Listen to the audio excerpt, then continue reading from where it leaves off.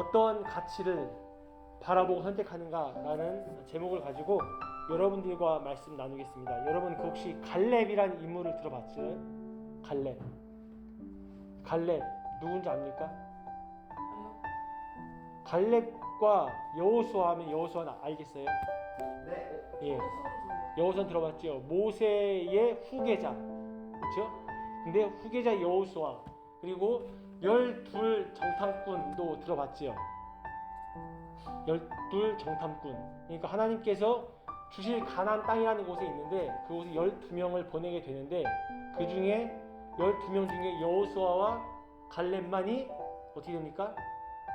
그 땅에 들어가고 나머지 10명은 못 들어갔죠. 못 들어간 이유, 하나님께서 주신 땅에 대해 불평하고 불만하고 자신의 눈으로 보기에 우리는 갈 수 없다. 거기 그 땅에 있는 아낙 자손이 너무나 크고 강대하여서 우리는 그들을 이길 수 없다 라고 이야기하고 말한 덕에 이스라엘 백성들이 다 불평 불만이 전염이 됐죠. 여러분 원래 좋은 것은 전염이 안 돼요. 나쁜 것은 전염이 잘 됩니다. 이해되세요? 나쁜 말하는 친구, 욕하는 친구, 나쁜 것을 행동하는 것은 되게 쉽게 따라가는데 좋은 것은 잘 안 따라가요. 맞죠? 잘 생각해보면 그렇습니다. 그렇듯이 이 10명이 불평만 하나님 나라에 들어가지 못하고 그들이 2명만 들어가는데 그 중에 한 명이 갈렙이라는 사람이에요. 오늘 이 갈렙과 다른 한 인물의 비유를 통해서 우리가 실제적으로 말씀을 어떻게 나에게 적용할 수 있는지에 대해서 이야기를 좀 나누려고 합니다. 자, 일단 갈렙이라는 사람은 여호수아의 말씀이 나오는데요. 제가 대략 설명을 하면은 이 갈렙이라는 사람은 그니스 족속의 사람이에요. 다시 말하면은 우리 한국에 이민 와서 살아가는 필리핀 사람들 있죠. 요즘 여러분 초등학교 가면은 한국 사람만 있지 않아요. 혼혈 아이들 있잖아요.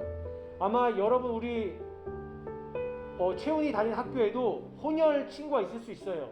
봤는지 못 봤는지 모르겠지만 중요한 거는 초등학교 중학교 가면은 혼혈의 친구들이 있어요. 예. 그래서 그 친구들이 항상 어떻습니까? 우리 한국 사회의 학생들의 그러한 테두리에서 갑의 위치예요, 을의 위치예요? 보통 을의 위치잖아요. 좀 소외당하고, 그렇죠? 좀 더 언어 표현도 정확하지 못하고, 그러니까 그런 개념의 친구들이, 혼혈의 친구들이 있는데 이 갈렙이 당시 유다의 큰 지파의 정통 가문에 속했던 사람이 아니에요. 그나스라는 작은 그리고 에돔 지역, 이방 지역의 사람이었단 말이에요. 이해되시죠? 하나님께서 이스라엘 백성들 부르시는데 그 이스라엘 백성들 안에 속해 있던 사람이 아니에요. 그런 그러한 갈렙이었습니다. 다시 말하면 제가 이 갈렙을 보면서 뭘 생각하냐면은 사람들 사이에서 갈렙이 인정을 받았고 하나님께 인정받습니다. 근데 그 배경을 보면은 영성과 인품과 실력이 주변 유다 사람들한테 인정을 받았어요. 정통파 사람들한테. 그러니까 비정통파가 워낙 뛰어나고 열심히 하니까 정통파 사람들이 인정을 한 거예요. 그래서 10 정탐꾼 안에서 12명이 갔었을 때 갈렙이 포함되어 있었다는 거예요. 저는 여러분에게 이렇게 이야기하고 싶어요. 청년의 때에 여러분들 스스로 검증해야 될 필요가 있어요. 어떤 검증이냐? 여러분이 다른 사람한테 배려가 있고, 그리고 관대함이 있고, 그리고 용기가 있고, 그 다음에 실력이 있고, 인품이 있는 사람으로 인정을 받느냐? 한번 생각해 보세요. 네, 생각해 볼 필요가 있습니다. 청년의 때 이게 준비가 되지 않으면은 성인이 돼서는 연장선상으로 쭉 이어간다고 보기가 어려워요. 여러분 때 준비될 수 있는 성격의 인품의 모습들이 있습니다. 전 여러분들이 갈렙처럼 인정받는 사람이 됐으면 좋겠어요. 그러면서 실생활에서 가장 하나를 쉽게 연결해 보면은 이렇게 척도를 잡으면 좋습니다. 내가 괜찮은 사람인가를 알아보기 위해서는 단 하나, 내가 충고를 잘 받아들이는 사람인가, 그리고 사소한 것에서 양보를 잘하는 사람인가, 한번 생각해 보세요. 이 두 가지 기준을 두고. 자, 다시 본문으로 가겠습니다. 민수기 오늘 그 14장 24절하고 그 전으로 보게 되면 22절과 28절 말씀이 나와요. 한번 더 찾아보겠습니다. 민수기 14장, 아까 본문이 24절이었는데 22절과 28절, 자, 두 개만 제가 읽겠습니다. 22절 제가 읽을게요. 내 영광과 애국과 광야에서 행한 내 이적을 보고도 이같이 10번이나 나를 시험하고 내 목소리를 청종하지 아니한 그 사람들은, 이 사람들이 열 정탐꾼, 하나님의 땅을 불평했던 사람이고 이스라엘 백성들에게 이곳은 갈 수 없는 땅이야 라고 말했던 사람이었어요. 이 사람들에 대해서 지금 하나님께서 말씀하시는 겁니다. 22절 같이 말씀하시는 거예요. 자, 여러분 여러분 일상의 삶에서 여러분들의 생각과 다르고 여러분들의 가치에 반하는 일이 있으면은 엄청나게 불평할 수 있어요. 잘 생각해 보세요. 근데 여러분들의 가치에 반하는 것이 하나님의 뜻일 경우가 있어요. 제가 무슨 말을 하고 싶으냐면은, 그렇게 반발하고 화가 나고 불평할 수 있는 상황이 분명히 있는데 그때 다시 한번 생각해 보라는 거예요. 이게 적용입니다. 적용. 왜냐면은 하나님의 뜻은, 여러분, 살아계신 하나님의 뜻이 이거다라고 알려주시기 이전에 시간이 가면서 맺는 열매가 있어요. 그래서 그 현장에서 나오는 상황을 가지고 너무 불평하지 말고 너무나 싫어하지 않았으면 좋겠다는 뜻이에요. 이해되십니까? 예. 자, 28절 제가 읽겠습니다. 28절 읽어볼게 한번 봐보세요. 그들에게 이르기를 여호와의 말씀에 내 삶을 두고 맹세하노라. 너희 말이 내 귀에 들린 대로 내가 너희에게 행하리니. 그러니까 지금 이스라엘 백성들이 불평하는 그 말을 듣고 하나님이 듣고 내 귀에 들린 대로 그대로 행하겠다는 뜻이에요.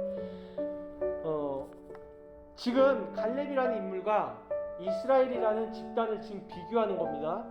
자, 한 집단은 하나님을 거부하고 한 사람인 갈렙은 하나님을 인정을 해요. 왜 이런 차이가 나냐를 봐야 되는 거예요. 자, 이것을 해결하기 위해 두 가지 키워드로 제가 설명을 합니다. 하나는 자유라는 단어고 하나는 믿음이라는 단어예요. 자, 보이지 않는 것을 우리가 믿음이라고 배웠습니다. 근데 보이는 부분이 있는데 그것은 바로 자유의지예요. 실행할 수 있는 자신의 의지, 자유의지입니다. 지금 여러분이 잘 알고 있는 솔로몬 이야기를 제가 하나 해볼게요. 여러분, 솔로몬이 어떤 사람으로 성경에 나옵니까? 혹시 솔로몬에 대해 기억하는 거 있어요? 지혜. 또 왕. 제가 원하는 답은 여러분이 좋아하는 답이랑 비슷할 것 같은데, 솔로몬이 뭐가 많았어요? 돈, 머니가 많았지요. 엄청나게 머니해도 머니가 많았습니다. 우리나라 돈으로 지금 환산을 하면 학자들이 계산했더니 약 3천조로 얘기해요. 3천조예요. 3천억이 아니라 지금 세계 경제 대국의 1위, 단독 1위로 서 있는 사우디아라비아의 국왕 기업, 본인이 재산인데 그걸 이제 법인으로 이제 나라의 어떤 테두리에 넣어놓고 자기 돈을 벌고, 그 사람이 재산이 지금 추산하는 게 약 300조라고 얘기해요. 300조. 300에서 12,000조라고 추산할 수가 없다 얘기하는데, 솔로몬은 그거보다 3배가 더 많은 거예요. 사실은 엄청난 부를 이뤘던 사람이에요. 근데 여러분, 제가 왜 솔로몬을 얘기하냐면, 솔로몬 나중에 어떻게 됩니까? 나중에 결과가 어때요? 알아요? 죽죠. 사람이니까 죽는데 어떻게 죽어요? 망하잖아요. 망합니다. 왜 망한 줄 아세요? 여자에게 빠져서. 예, 여자에게 빠져서 맞아요. 딩동대. 자, 당시 하나님의 율법이 뭐냐면은 이방 여인과 통혼하지 말라고 해요. 결혼하지 말라고 얘기해요. 왜냐면은 결혼하게 되면은 마음을 돌려서 하나님을 떠나서 이방 여인들이 가져온 그런 신을 믿게 된다고 했어요. 하나님께서 이미 알려줬어요. 근데 솔로몬이 그것을 거부를 못해요. 왜? 거부를 못한 이유가 뭐냐면은, 아까 말한 여자가 좋아서 있지만, 두 번째, 여자를 통해서 뭘 하냐면 경제 대국을 이룰 수 있어요. 돈을 벌기 위해서 무역을 해야 되는데, 무역 국가들은 이방 나라였어요. 하나님을 믿지 않는 나라였단 말이에요. 그러니까 솔로몬의 입장에서는 내가 조심하면 되겠지, 내가 이 여자랑 무역을 위해서 내 나라의 경제 대국과 부국 강성을 위해서 결혼을 하지만 내가 조심하면 되겠지라는 마음을 딱 잡고 시작을 했는데, 돈은 많이 들어오는데 막상 결혼하고 살아를 보니까 나이가 들고 하면서 여자가 총 몇 명이었어요? 1000명이었죠. 1000명의 여자들이 솔로몬에게 나이가 드니까 지혜가 떠나게 되고 계속 자극을 주기 때문에 하나님이 하는 이방 신전을 들어오게 된단 말이에요. 나중에는 솔로몬이 이방 신전까지 만들어줘요. 실제로 엄청나게 많이 만들어줍니다. 그래서 결론적으로 솔로몬이 씁쓸하게 인생 말년이 끝나요. 제가 이 얘기를 왜 했는지 지금부터 설명을 할게요. 아까 갈렙이라는 인물은 안 보이는 것을 쫓았던 하나님의 사람이라고 얘기했습니다. 이스라엘 집단과 솔로몬은 좀 차이가 있어요. 분명히 차이가 있습니다. 솔로몬은 하나님을 엄청 잘 섬겼어요. 초기에는 자기가 왕이지만 어린아이 같다고 고백을 합니다. 열왕기상의 3장에 나옵니다. 근데 나중은 같아요. 결정적으로 중요한 사실은 여러분들이 선택을 하잖아요. 그러면 그 선택이 여러분을 이끌어가요. 중요합니다. 여러분들이 분명히 선택을 해요. 내가 계획하고 내가 이걸 실행하겠다. 학원을 다니든 교회를 오든 다른 여자친구를 만나든 다른 남자친구를 사귀든 중요한 건 선택은 여러분이 하는데 그 이후부터 선택이 여러분들 끌고 가기 때문에 여러분들 의지에 한계가 있다는 걸 이야기 드리는 거예요.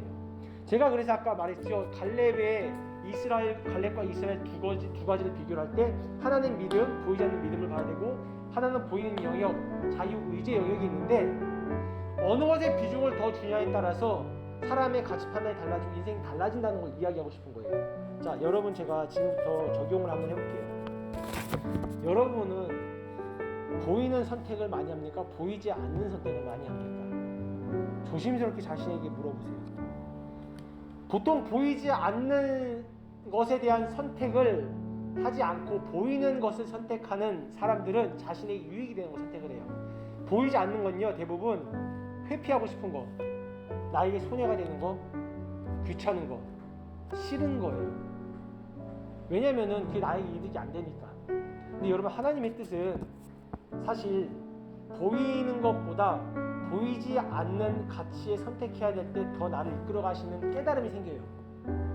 그래서 제가 여러분들에게 선택을 할 때 아까 초기에 얘기했지만 불평스럽고 싫고 짜증나고 화가 나는 경우가 분명히 있을 수 있는데 그런 사회에서 선택을 해야 될 때가 있는데 여러분들이 그 선택을 할 때에 이것이 나에게 유익이 되는 걸 넘어서 하나님과 다른 사람에게 유익이 되는 걸 봤으면 좋겠다는 거예요. 하나님과 다른 사람에게 유익, 그리고 생명의 기준에서 이것이 내가 이걸 선택했을 때 나만 유익한 게 아니라 다른 사람에게도 유익한가. 아마 그런 선택을 하게 될 때에 꾸준한 그런 선택들이 모여서 전 여러분들이 갈렙처럼 선택할 수 있다고 봅니다. 여러분 참고로 나중에 갈렙이 엄청난 유산을 받아요. 하나님께 인정을 받고 하나님의 말씀대로 살았다는 그 결과가 엄청난 축복이 임해요. 근데 반면에 이스라엘 집단은 어떻게 됩니까? 그 세대가 하나님께서 허락하신 땅에 못 들어가요. 솔로몬이 나중에 하나님께 인정을 못 받고 자신의 귀한 길로 사라지는 모습을 보는 것처럼 전 여러분이 지금 그리스도인을 믿는 사람을 시작을 했지만 나중의 선택도 나이 들어서의 선택도 여전히 안 보이는 것을 선택했으면 좋겠습니다. 아멘.